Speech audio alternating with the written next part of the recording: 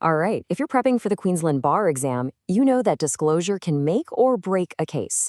So today, we're diving deep into your secret weapon, Rule 223 of the Uniform Civil Procedure Rules. This is your go-to playbook when your opponent is not being forthcoming with a document you need. So let's set the scene. You're deep in litigation. You have a strong suspicion. You know there's a document out there that's critical to your case, but the other side just shrugs and says, "Oh, sorry, it must have been lost, or it was on an old server that crashed." What do? Well, you don't just accept it. Your next move, your power play, is found right inside Rule 223. So here's our game plan for today. We're going to start with the basics, the real power of Rule 223. Then we'll look at how you actually compel disclosure using subrules 1 and 2. After that, and this is the big one, we'll master the gateway in subrule 4, breaking down its two different keys. We'll wrap up with a look at the court's other discretionary powers. Let's get into it. Okay, so we all know the baseline, right? Rule 211 imposes that fundamental duty on every party to disclose relevant documents. But what happens when that duty isn't met? That's where Rule 223 comes in. It's not just a suggestion, it's the court's toolkit. It's what gives the duty of disclosure its teeth, allowing a judge to step in and enforce the rules. So what can you actually ask the court to do? Let's get practical. Rule 223 gives you two primary plays, two main orders you can seek when a document is either being held back or is mysteriously missing in action. Your first move, your most direct option, is under Rule 223, Subrule 1. This is the straightforward power play. You're asking the court for a simple but incredibly effective order.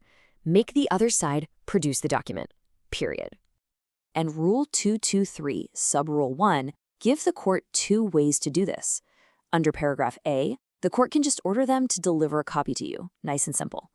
Or, if you need to see the original, maybe to check for tampering or notes in the margin, under paragraph B, the court can order them to produce the actual document for your inspection. But what about that common excuse, "We don't have it anymore"? This is where your second play comes in, and it's a beauty. It's Rule 223, Subrule 2. This move forces the other party to stop making vague claims and actually swear, under oath, to what happened to that document.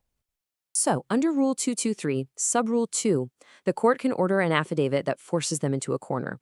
Under paragraph A, they have to swear it never even existed. Or, and this is often the one you want, under paragraph B, they have to explain, in detail, the exact circumstances of how that document was lost or left their control. No more hiding. And this isn't just a theoretical thing. Look at the Oztec Concrete case. It's a perfect example of Rule 223, Subrule 2, paragraph B in action. The defendants claimed key invoices vanished in a computer crash. The court said, "Not so fast," and ordered a sworn affidavit explaining exactly what happened. It's a huge check on those convenient lost electronic data claims. Now, this is absolutely crucial.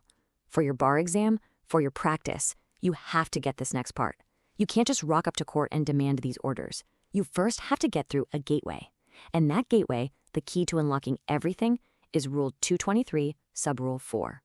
Seriously, burn this slide into your memory. Rule 223, Subrule 4 sets the threshold test. An order can be made only if you satisfy one of two paths. Notice that big "or" in the middle? You've got path A, which is about special circumstances, or path B, which is about an objective likelihood that something's gone wrong. You only need to win on one of them. Okay, so let's take a closer look at these two keys that unlock the court's power. Paragraphs A and B of Rule 223, Subrule 4 are very different beasts, and knowing which one to use is the key to a successful application.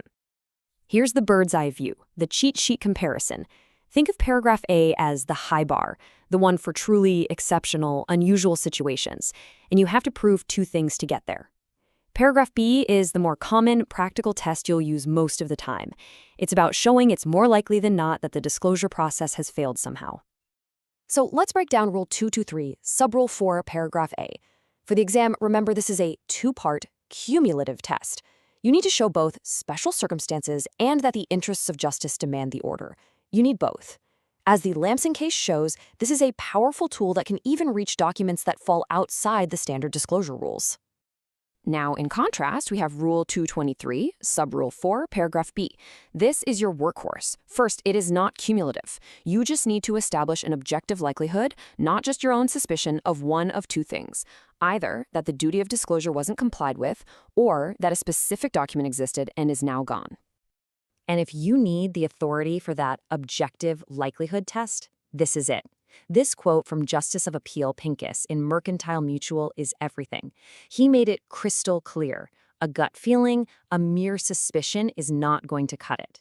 You have to point to actual, objective facts to get an order under Rule 223, Subrule 4, Paragraph B. So what does objective likelihood look like in practice? Well, these cases spell it out. Brinsmead confirms you can't just say, I want to check. That's suspicion. But look at Golden Vision. There, a flawed, narrow keyword search was enough to create that objective likelihood. And as we saw, Oztech shows a computer crash can be objective proof that a document has passed out of control, which is your ticket to an order. We're not quite done. Rule 223 also gives the court a couple of extra tools, not to force disclosure, but to manage the process once a duty is already there. Let's look at Subrules 3 and 5.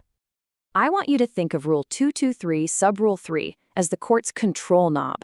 When a duty to disclose a document already exists, this subrule lets the judge control the timing and logistics. They can order it to be provided now, deferred until later, or in some cases, not provided at all. It's all about managing the how and when. And finally, the ultimate tiebreaker, Rule 223, Subrule 5. What happens when your opponent says, I have the document, but it's privileged? Well, this rule gives the judge the power to say, let me be the judge of that. The court can actually inspect the document in private to decide if the claim of privilege is legit. It's a peek behind the curtain. Okay, let's wrap this up and consolidate everything into what you need to walk into that bar exam knowing cold. Memorize this, recite it, and know how to apply it. If you remember only one number from this whole thing, let it be the number 4. Rule 223, Subrule 4 is the whole ballgame. It is the mandatory gateway. You cannot, I repeat, cannot get an order to produce a document or swear an affidavit without first getting through one of the limbs of Subrule 4. And here is your final rapid-fire cheat sheet. Subrules 1 and 2 are your powers, what you get. Subrule 4 is the gateway, how you get it. Limb 4A is the special test from Lampson. Limb 4B is the objective proof test from Mercantile Mutual. And finally, Subrules 3 and 5 are the court's management tools. Know it, live it. So I'll leave you with this practical scenario. Your opponent discloses, but their search protocol seems way too narrow, just like in the Golden Vision case. What subrule is your starting point? And what's the key thing you'll need to prove to the court? Figuring that out is how you turn a mere suspicion into a winning application.